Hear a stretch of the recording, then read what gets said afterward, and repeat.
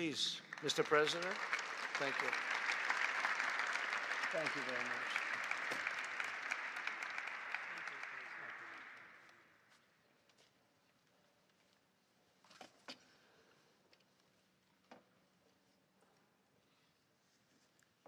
Excellency Donald Trump, President of the United States of America, Excellencies, heads of state and government and former heads of state, distinguished ladies and gentlemen, I want to begin with some words of thanks. First, to my fellow heads of state and government from Africa, your presence here confirms that these efforts enjoy the broad support necessary to succeed. I also thank Minister of State Kulaifi, representing His Highness Sheikh Tamim bin Hamad of Qatar. The role of Qatar has been absolutely central in getting us to this point. But of course, the biggest vote of thanks goes to President Donald Trump. No one was asking President Trump to take up this task. Our region is far from the headlines.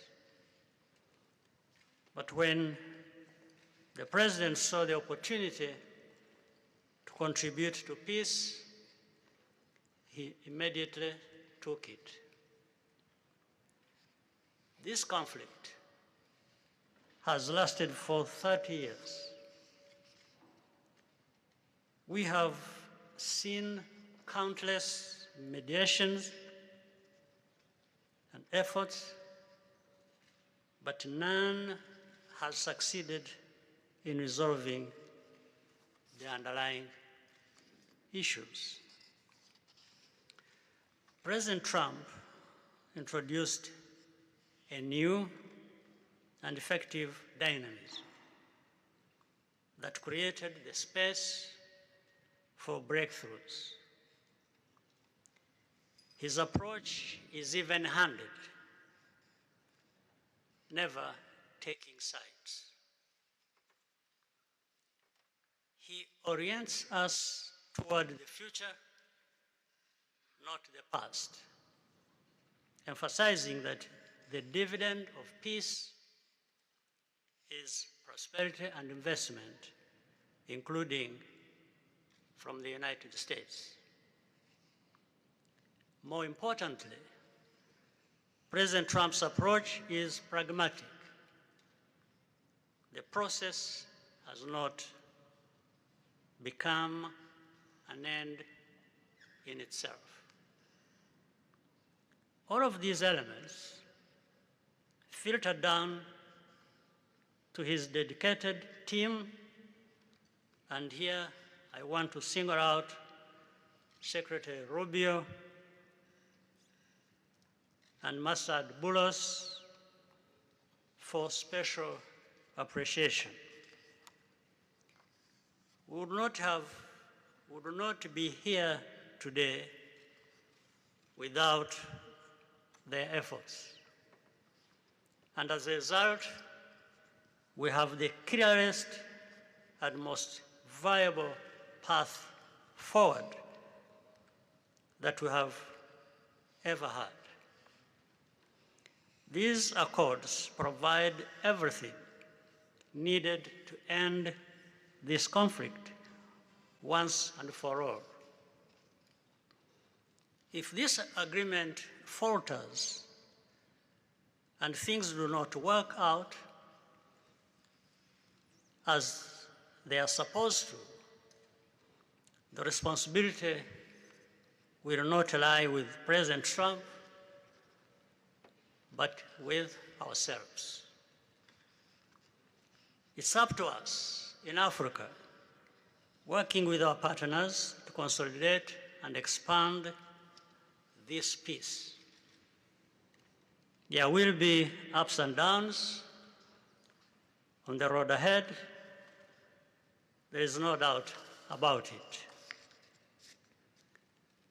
Rwanda, I know, will not be found wanting.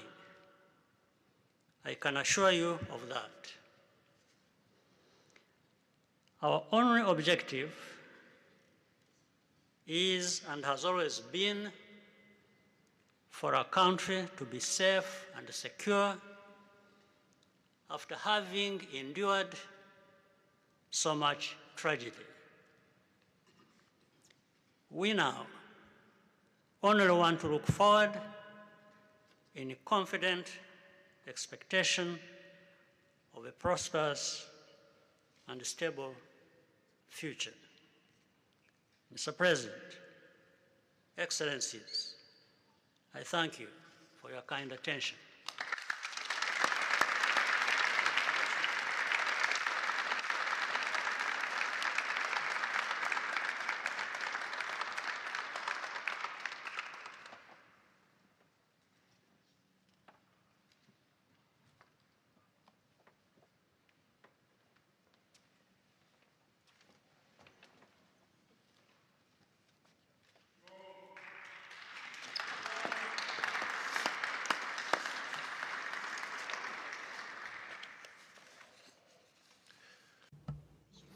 Mr. the President of the United States, Donald Trump, ladies and gentlemen, dear members of the delegations, distinguished guests, as we have just placed our signatures at the bottom of the joint declaration enshrining the Washington agreements for peace and prosperity, I do feel, on behalf of the people of Congo, a deep gratitude and clear hope. First of all, I would like to express quite solemnly our deep thanks to the President of the United States of America, Mr. Donald Trump. I would like to thank his administration and also wish to thank the American people for the critical role that they played for the rapprochement, the closening between the Democratic Republic of Congo and the Republic of Rwanda. To these thanks, I also bring in all of our regional partners and our international partners who, thanks to their commitment and engagement, have consistently made this critical moment possible in the road to peace. First and foremost, we have Sheikh Yanim bin Ahmad Adani. We have President João Manuel Lourenço Gonçalves, who is the President of Angola and the acting President of the African Union. And we also have the former President of the Republic of Kenya, my brother, Uhuru Kenyatta, who I can see here in the room. These two great Africans who are at the beginning, who started the Rwanda and the Nairobi processes. And beyond them, I wish to thank also all of the African leaders who contributed to help us in this struggle. And I do hope that we have, yes, reached the end. The Washington agreements are not yet another document. These represent a turning point. They bring together under a coherent architecture a declaration of principles of a peace agreement and also the regional economic integration framework to provide to the peoples of the region a new perspective, a new outlook, namely to finally overcome the cycle of violence, of forced displacements, of mistrust, defiance, in order to begin a new era of friendship, cooperation, and prosperity all shared together. For those involved, the Democratic Republic of Congo takes this solemn commitment to implement with complete sincerity all of our obligations that stem from this agreement. We will do this with seriousness, with rigorousness, and also the constant care for peace and the security of our populations, for the unity and the integrity of our territory.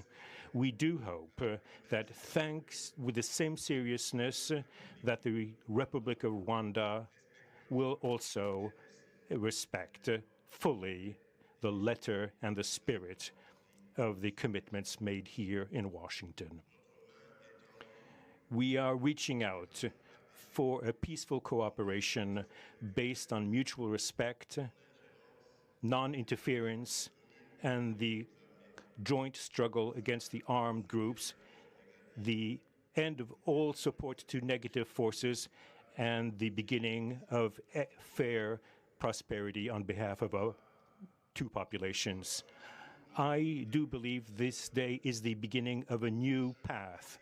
A demanding path, yes, indeed, quite difficult, but this is a path where peace will not just be a wish and aspiration, but a turning point. The Democratic Republic of Congo will fully play its part with dignity, with consciousness and consistency, and with the support of our partners. We will remain watchful, vigilant, but not pessimistic. We'll be clear-eyed, but resolutely optimistic. These Washington agreements for peace and prosperity must be for our peoples a symbol of an irreversible commitment to turn the page of confrontations and to open a new era of cooperation and sustainable peace throughout the region. Thank you.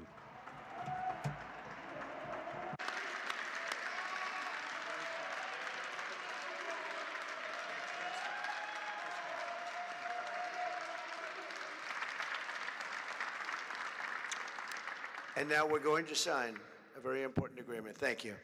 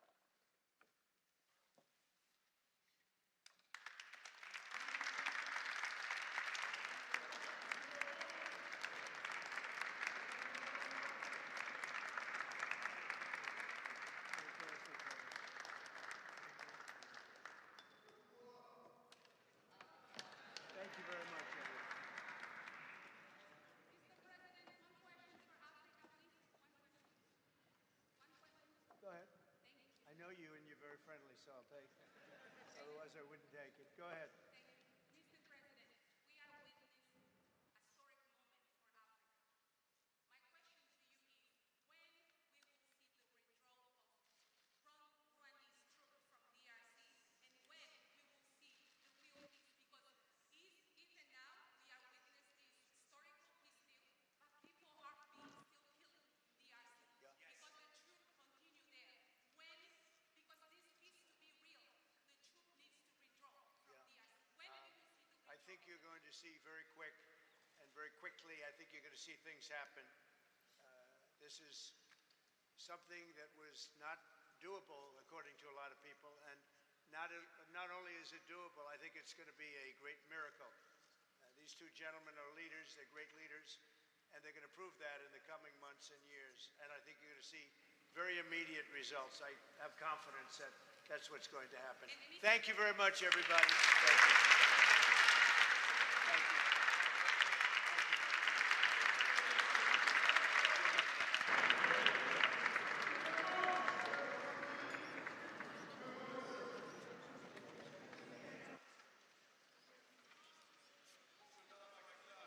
Let's take a picture of it.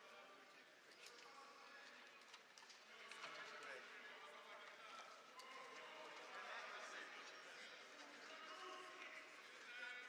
That's a big deal. They like it. People like it.